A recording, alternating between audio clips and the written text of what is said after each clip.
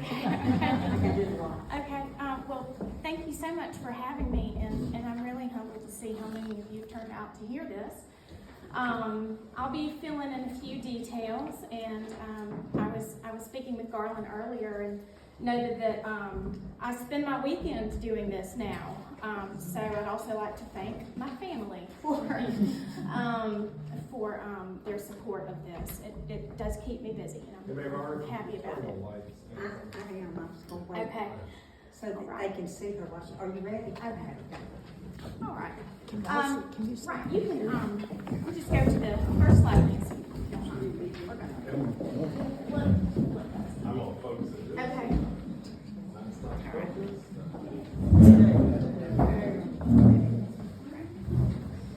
All right. So, most people are familiar with Spanish conquistadors of a much more famous variety. We've all heard of Cortez and Coronado and Pizarro and their exploits in Mesoamerica and in South America. I think that outside of Alabama, probably people don't know that there were Spanish conquistadors in this part of the world. This, for instance, is an image of Coronado looking for Cibola and the 7 cities of gold in the southwestern part of what is now the United States. Next. But in the 16th century, the Spanish had a number of exploits. They had already conquered the Inca. Pizarro was part of that. They had firmly established themselves in Central America.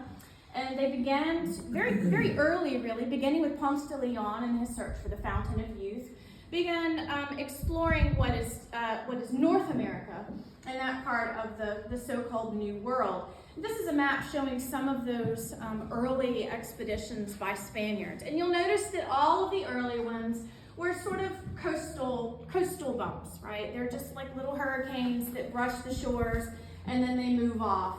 One of the most successful was Avilés, and he established a series of forts up the Georgia and South Carolina coast, eventually sending Juan Pardo into the interior of present-day North Carolina, where the Spanish established a fort in the 1570, and were then promptly overrun by the native peoples who decided maybe they weren't so nice to have around after all.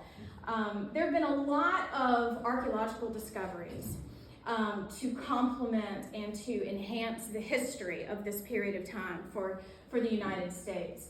Some of those archaeological discoveries are St. Augustine. They include Santa Elena, which is a major early Spanish site in present-day South Carolina, and the Juan Pardo Fort, Jawara, has been located in North Carolina, conveniently on property owned by the uncle of a well-known archaeologist.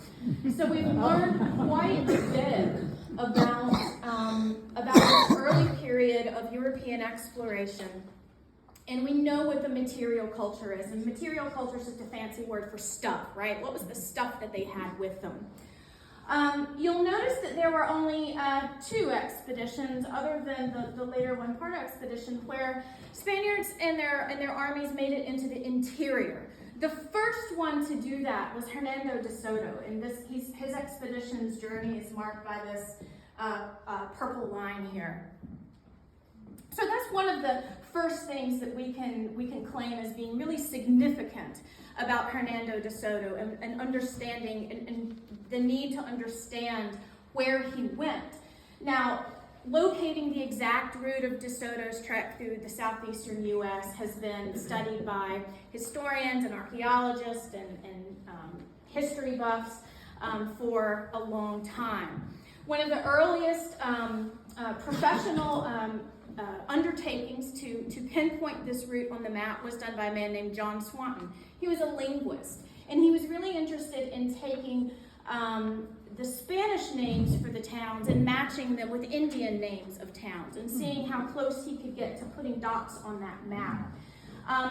Swanton's map was later updated by a University of Georgia archaeologist named Charles Hudson. And if you've ever read about the DeSoto expedition before, it's probably been a Hudson book that you read, because he wrote wonderful histories, and he wrote it for the general public. It was nothing too esoteric like salt and indigenous exploration of salt. Like that.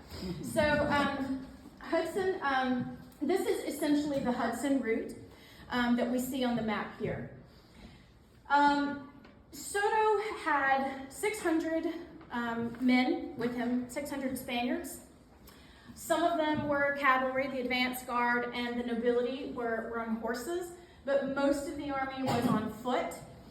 For 600 people, you need quite a bit of supplies, right? You need people like farriers, people who can shoe horses. You need coopers, people who can make and repair casks. You need, in addition to these, you need priests.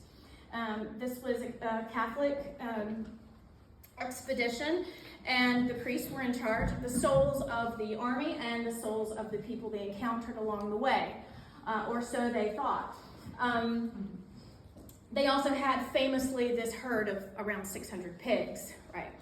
Also accompanying them would have been some native people from the Caribbean area, and along the way, they were very intent on taking slaves.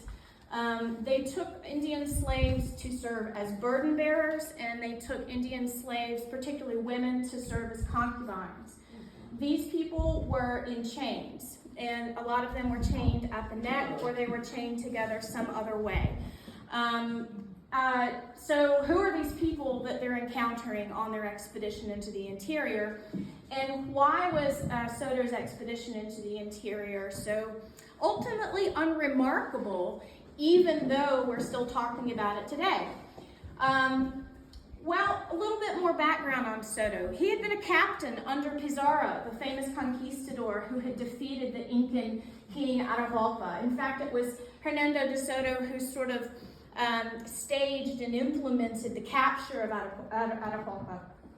So Soto himself had gold. He had indigenous gold that was part of his reward for being part of these early expeditions.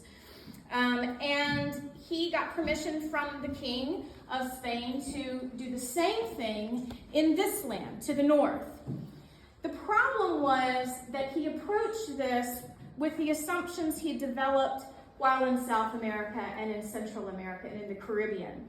And that assumption was that you can go into an area, find the leader, and take that leader captive and thereby have control over the people around that leader, right? Sort of like grasping the head of the snake, you've got the whole snake. But the Southeast was not organized that way. This is essentially the period of time when big settlements like Moundville, for instance, were flourishing across the area.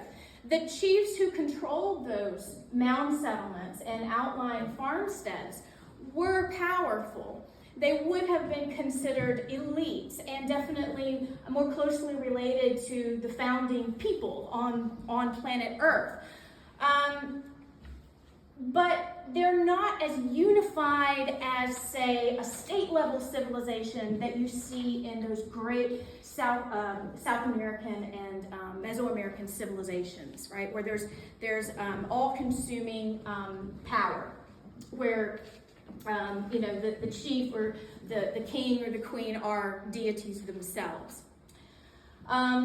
These chiefdoms that Soto encountered were also fragmentary. They came together and united, and then a few generations later, maybe they split apart. They were sometimes at war with one another. So he could not come into this region and find a neat package, take control of one person or one group of elites, and then have control over the entire region. It was a much messier, unfamiliar type of social and political system than he'd ever encountered. Next slide.